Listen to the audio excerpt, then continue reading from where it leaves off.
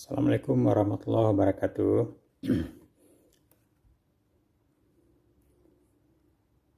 Semester ini kita akan bicarakan sejarah Indonesia. Itu namanya adalah sejarah Indonesia baru. Sejarah Indonesia baru ini membicarakan semenjak berakhirnya VOC 31 Desember 1799 sampai nanti tahun 1900. Itu dilaksanakannya politik etis. Nah, masa ini kita lihat ada dua sistem pemerintah yang diterapkan atau sistem politik yang diterapkan. Ada kalanya sistem konservatif dan ada kalanya sistem liberal. Itu yang dilaksanakan mulai semenjak berakhirnya VOC nanti.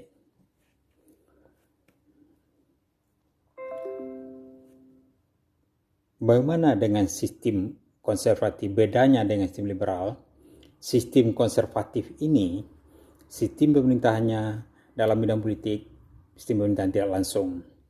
Artinya pemerintah kolonial itu menggunakan pimpinan personal untuk menjalankan pemerintahannya dengan rakyat Indonesia. Jadi dengan demikian pimpinan personal dia gunakan sebagai tangan dalam pemerintahan kolonial, dan pimpinan personal itu diangkat dan direstui oleh pemerintah kolonial.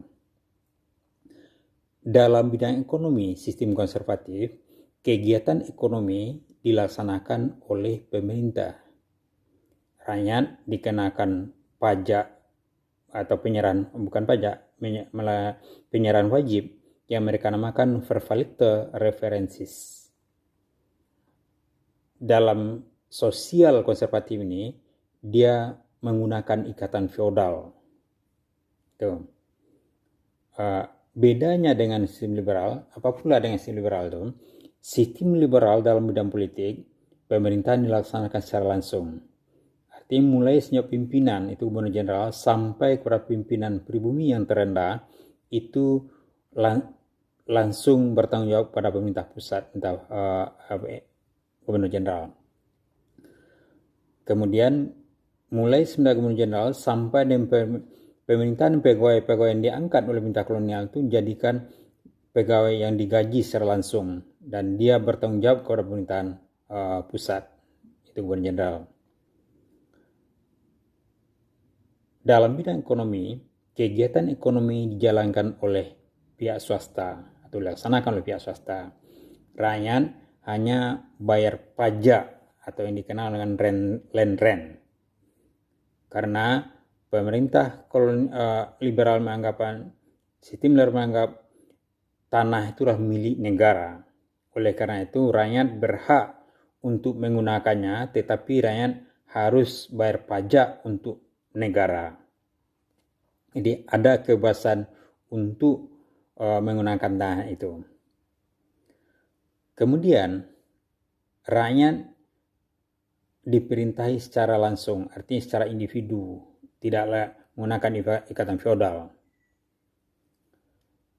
Nah, itu perbedaan antara keduanya.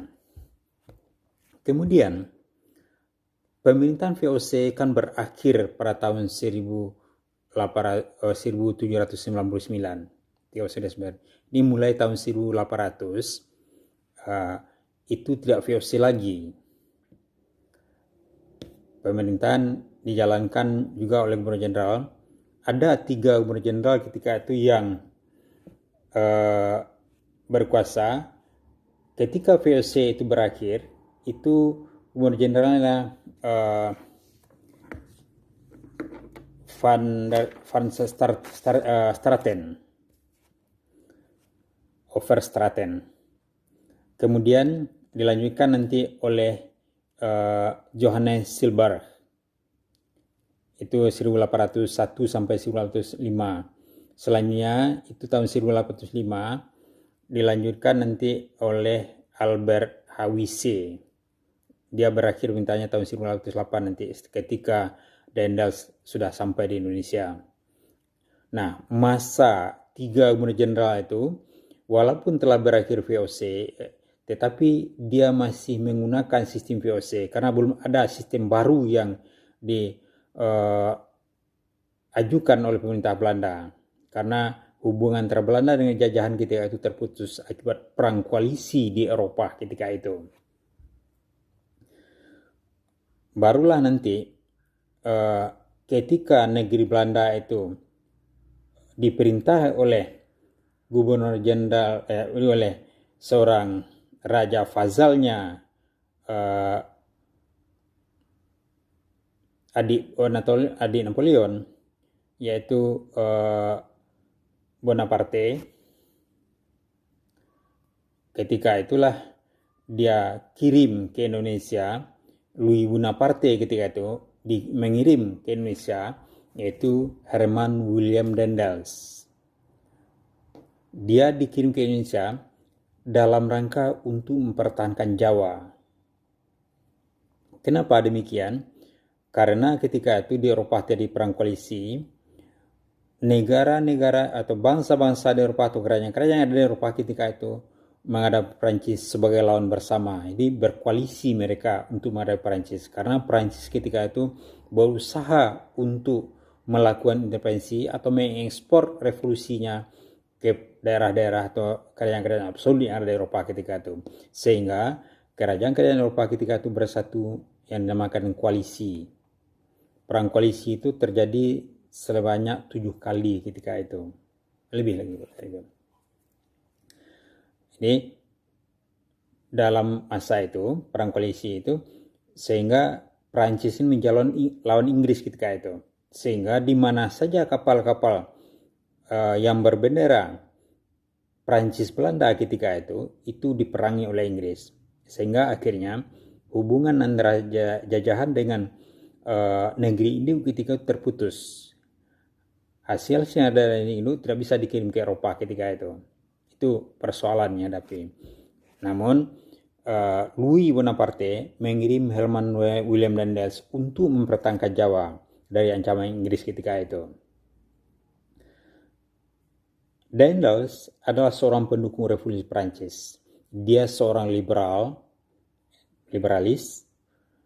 tapi nanti sesampai di Indonesia tindakannya konservatif. Kenapa demikian? Karena dia harus mempertahankan Jawa dari serbuan Inggris. Oleh karena itu, tindakan yang dilakukannya adalah tindakan militer. Di antara tindakan militer yang dilakukannya itu adalah membuat jalan dari Anyar sampai Panarukan lebih kurang 1000 km.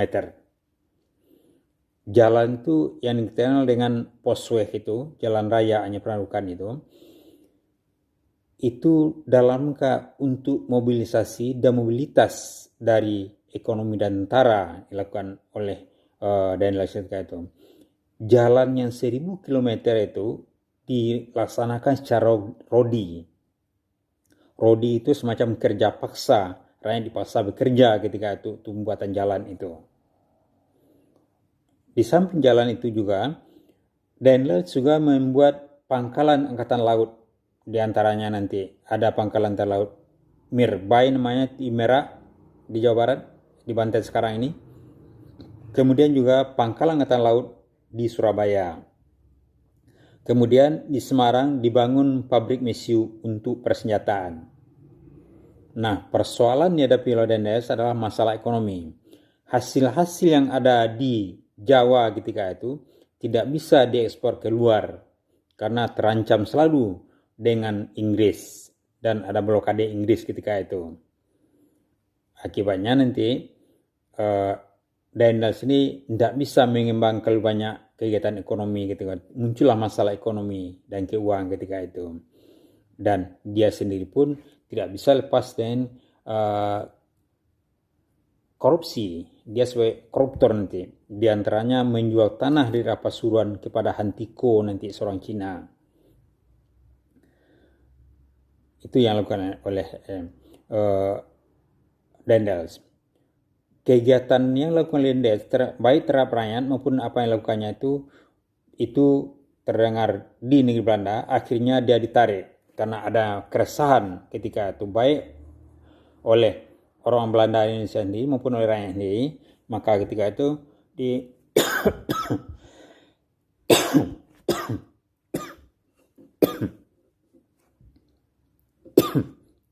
dia ditarik ketika itu oleh pemerintah Prancis Belanda, digantikan oleh Ian William Jensen. Jensen ini sebelumnya bertugas di Afrika Selatan. Dia sampai nanti di Jawa pada tahun 1811. Pada tahun 1811 itu juga Inggris ketika itu menyerang Jawa. Akhirnya Belanda menyerah ketika itu di Tuntang. Kita kenal dengan rekapitulasi Tuntang. Semenjak itu Indonesia berada di bawah Inggris ketika itu, yang kedudukan pemerintahan pusatnya di India. Diangkatlah ketika itu sebagai gubernur jenderalnya adalah Thomas Stanford Raffles. Dia itu sebagai Letnan Gubernur Jenderal, sebagai bawahan dari Gubernur Jenderal dari India. Gubernur Jenderal India itu adalah sebagai pusat perusahaan Belanda, perusahaan Inggris yang kita kenal dengan EIC. Dan Raffles ditempatkan di Indonesia ketika sebelum dia menyerbu ke Indonesia, menyerang Indonesia atau Jawa ketika itu, dan Indonesia sudah cukup lama berada di Penang untuk mempelajari bahasa Melayu dan budaya Melayu dalam rangka untuk mendekati orang Melayu dan Jawa ketika itu. Dan dia berkirim surat kepada sultan-sultan yang ada di Sumatera dan Jawa ketika itu dalam rangka untuk membujuk dan melakukan penyerbuan ke Jawa ketika itu. Dia sangat berminat sekali untuk menguasai Jawa karena dia menganggap wilayah Indonesia dan Nusantara ini sangat kaya ketika itu dan sangat strategis. Akhirnya usahanya tercapai dan dia ketika itu menjalankan program yang dikenal dengan kebijakannya land rente. Itu semacam politik kolonial, politik liberal. Ciri-ciri politik liberal itu adalah dengan pajak tanah. Land rent itu adalah pajak tanah. Oleh karena itu, tentu ada land reform. Land reform itu adalah tanah harus dibagi-bagi. Tanah itu jadikan milik individu kemudiannya. Nah, persoalan yang dihadapi oleh Raffles nanti adalah bagaimana untuk membagi-bagi tanah itu harus diukur. Untuk memberikan pajak tanah itu harus tanahnya jelas ukurannya. Namun persoalannya adalah rakyat Jawa belum sepintar atau secerdas rakyat India. Dalam pendidikannya rakyat Jawa itu masih banyak buta huruf. Sementara di India sudah mengenal cara pengukuran. Nah, inilah persoalannya. Akhirnya Raffles juga berusaha mengukur tanah beberapa daerah. Contoh di Surabaya. Surabaya itu hanya mampu diukur oleh Raffles sekitar 20.000 bau. 20.000 bau itu ukurannya satu bau itu 0,78 hektar. Itu satu bau. Berarti demikian belum bisa sepenuhnya Jawa itu diukur oleh Raffles. Kendati pun dia tidak berhasil, tapi dia sudah mulai mencoba menerapkan sistem liberal di Jawa ketika itu. Nah, penduduk Jawa ketika itu ya coba bekerja secara individu. Namun kemudiannya dan Raffles tidak bisa cukup lama berusaha Jawa. Pada tahun 1816 dia harus tarik. Ini berawal di tahun 1814 ada konvensi London. Jadi berarti 3 tahun dia di Jawa sudah ada konvensi London. Belanda harus menerima atau Inggris harus menyerahkan Jawa kembali kepada Belanda. Ini sesuai dengan apa yang dikenal dengan Q letter. Ketika William V menyingkir ke Inggris, dia menulis surat ke Batavia ketika itu dengan nama Q letter untuk menyerahkan Jawa kepada Inggris. Nyatanya Nederberg yang dikirim sebagai Komisaris Jenderal ketika itu mengabaikan surat itu. Akhirnya dengan meredanya perang koalisi, Inggris menepati janjinya dengan konvensi London. Persoalannya adalah Raffles yang sudah tahu dan paham dengan Indonesia, Nusantara dan Jawa ini, dia tidak mau menyerahkan itu. Dia tarik-tarik ulur juga, baru nanti pada tahun 1816 dia digantikan oleh John Vendal. John Vendal lah melakukan serah terima nanti kepada Komunis Jenderal. Jadi dengan demikian berakhir pemerintahan Inggris, namun nanti Raffles sendiri menyingkir ke Bengkulu, karena dalam perjanjian itu Bengkulu tidak masuk di dalam persoalan Konvensi London. Jadi demikian Raffles ini mencari hal-hal yang lemah dari konvensi itu. Dari Bengkulu dia nanti ditarik lagi, akhirnya dia beli Singapura pada tahun 1811. 1824 Singapura itu sudah berkembang, bisa menyaingi Batavia. Nah itulah apanya. Kalau kita lihat masa ini ada 3 periode yang cukup kita lihat.